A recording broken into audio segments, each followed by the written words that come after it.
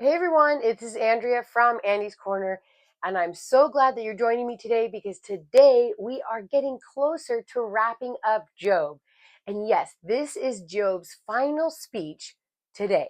And he has so much today. He goes into so many emotions.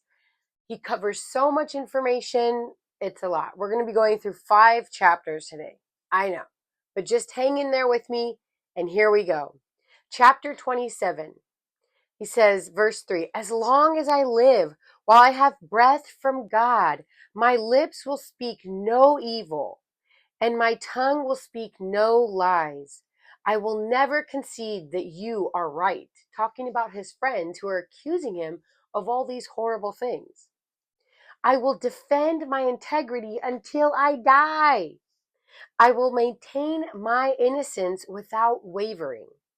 My conscience is clear for as long as I live. So he's still holding on to the fact that he is innocent of what his friends have accused him of. Now, we later find out that there are some things in Job's heart that God reveals, but he's innocent of what his friends told him he was guilty of. Verse 11, I will teach you about God's power. I will not conceal anything concerning the Almighty. But you have seen all of this, yet you say all these useless things to me. Still talking about his friends, like you've seen the power of God. You know that he sees all, and you still tell me that I am guilty of all these horrible things. Then in chapter 28, he really goes talking about wisdom because his friends have offered all this wisdom, but really he doesn't agree that it is wisdom. So here he breaks down what he believes is true wisdom. And actually, the Bible, other parts in the Bible, agree with what Job says is true wisdom. So let's find out. Chapter 28, verse 12. But do people know where to find wisdom? Where can they find understanding? No one knows where to find it, for it is not found among the living. It is not here, says the ocean, nor is it here, says the sea. It cannot be bought with gold. It cannot be purchased with silver. It's worth more than all the gold of Ophir, greater than precious onyx or lapis lazuli. Wisdom is more valuable than gold and crystal. It cannot be purchased with jewels mounted in fine gold. Coral and jasper are worthless in trying to get it. The price of wisdom is far above rubies. Friends, let me tell you, Job is right in this. You can be the wealthiest person in the world, have all the money, and not be very smart, and do things that are not very nice, not very wise. But you can be the poorest person in the world and be very wise. So, how do we find wisdom? Let's find out. Job continues. He says, it's worth more than the purest gold, talking about wisdom. But do people know where to find wisdom? Where can they find understanding? It is hidden from the eyes of all humanity. God alone understands the way to wisdom. He knows where it can be found, for he looks throughout the whole earth and sees everything under the heavens. He decided how hard the winds should blow and how much rain should fall. He made the laws for the rain and laid out a path for the lightning. Then he saw wisdom and evaluated it. He set it in place and examined it thoroughly. And this is what he says to all humanity. The fear of the Lord is true wisdom. To forsake evil is real understanding. Now, friends, this is mentioned throughout the Bible. In Proverbs, it says the beginning of wisdom is the fear of the Lord. If you want wisdom, then start by fearing the Lord. Now, it doesn't mean be afraid of the Lord. We think of fear, we think of like a negative fear, but it actually means a reverence, an honor, an awe-inspiring honor of the Lord. And in chapter 1, God told Satan that Job fears the Lord. Do you remember that? So God is actually saying that Job is wise. And all these other chapters, he does say how the town considered him to be wise, how young people would ask him for advice, how princes would be quiet because they said he has so much wisdom that there's nothing that a prince could offer. So in 29, Job talks about his prime, which is like at the height of his wealth, his health, the vastness of his land and his children. He says, when I was in my prime, God's friendship was felt in my home. That's really cool. Your friend in your home. The Almighty was still with me, and my children were around me. My cows produced milk in abundance, and my groves poured out streams of olive oil. So he's just talking about all this, and so many different aspects of his life he felt were just in abundance and overwhelming blessing that God had given him. Then he says, for I assisted the poor in their need.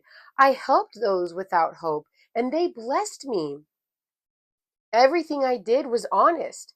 Righteousness covered me like a robe, and I wore justice like a turban.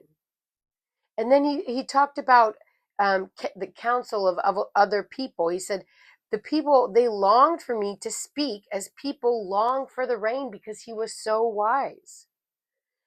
And he said, but now, and now he's talking about that's how it was before when everything was going well. And now I am mocked by people younger than I am. Now people despise me and won't even come near me except to spit in my face. For God has cut my bowstring, which that's what you use for hunting, right? And so God has rendered Job useless in the world that Job feels. And God, has humbled me. So in chapter 29, it says like how he was so involved with his city and how many people would come to him for advice and how he helped the poor and needy and the orphans. And now he says, they just spit in my face and they mock me. For God has humbled him. And actually, when we see and hear what God's response is, that is one thing he talks about, is that even though Job is innocent of what his friends accused him of, he still was prideful in his heart. Like, yes, I've helped all these people. I'm a great guy. But we still should be humble before the Lord. Okay, then he says, my honor has blown away in the wind, and my prosperity has vanished like a cloud. I cry to you, oh God, but you do not answer. I stand before you, but you do not even look. You throw me into the whirlwind and destroy me in the storm. So I looked for good, but evil came instead. I waited for the light, but darkness fell. So this is a really low point for Job. He said before God and him were like friends in his home, and now God feels so distant. He feels like there's a silence, that evil has come to him instead. And technically it did. The accuser came to hurt Job. And then he says, doesn't he see everything I do? Talking about God. And every step I take? Have I lied to anyone or deceived anyone? Let God weigh me on the scales of justice, for he knows my integrity. If I have strayed off his pathway, or if my heart has seen things, or if I am guilty of any other sin, if I have been unfair to my male or female servants when they brought their complaints to me, then how could I face God? What could I say when he questioned me? For God created both me and my servants. He created us both in the womb. He's saying that he never once spoke ill to his servants because he knows that they are equal, because God created them and God created him. So he still says, I am still innocent. What have I done? From my childhood, I have cared for orphans like a father, and all my life I have cared for widows. If I raise my hands against an orphan, then let my shoulder be wrenched out of place. Let my arm be torn off from its socket. That would be better than facing God's judgment. For if the majesty of God opposes me, what hope is there? Now, friends, that is heavy and that is true. Job wants to be on God's side. Job wants to have found favor by God, because he's like, the majesty of God, the power of God. If God opposes him, then he's like, I'm done for. He's the Almighty. I want to be found innocent by God. And then he says, have I put my trust in money or felt secure because of my gold? Have I gloated about my wealth and all that I own? I have never turned away a stranger, but have opened my doors to everyone. I have tried to hide my have I tried to hide my sins like other people, concealing my guilt in my heart? No.